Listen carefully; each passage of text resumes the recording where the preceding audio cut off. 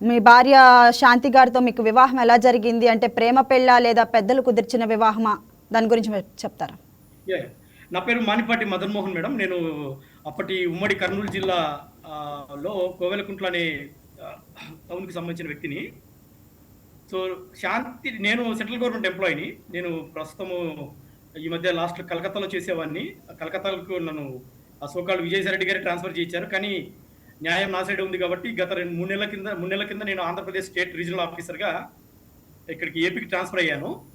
So, మా సంసారిక విషయాలకొస్తే family మ్యాటర్స్‌లో 2013లో ఈ శాంతి కాలింగిరిని నేను పెద్దలు కుదిర్చిన వివాహంలోనే పెళ్లి చేసుకున్నాను. 2013 కోవెలకుంట్లలోనే.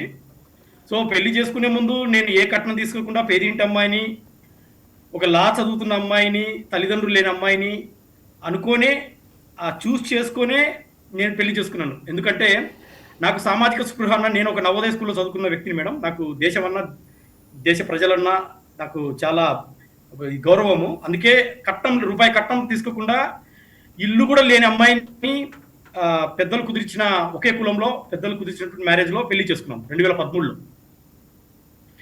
కానీ ఈ అమ్మాయి మా ఈ యొక్క 13 ఏళ్ల 2024 వరకు అంతా బాగానే ఉంది. ఎప్పుడైతే సడెన్‌గా ఒక విస్ఫోటనంలాగా, ఒక వాల్కనీ విస్ఫోటనంలాగా తన మోసం ఒక్కసారిగా బయటపడ్డది 2024 జనవరిలో. ఓకే. సో, తను ఇంత క్రిమినల్ మైండెడ్ అని నాకసలు తెలీదు. ఓకే. సో, ఇప్పుడు మీరు చూసారు మేడం 2024 నుంచి ఇది న్యూస్‌లో వస్తా ఉంది. 2024, 25 అంతా వచ్చింది. అవును సార్. సో, ఆ రోజున నేను మీడియా ముఖంగా ప్రజలందరికీ చెప్పాను.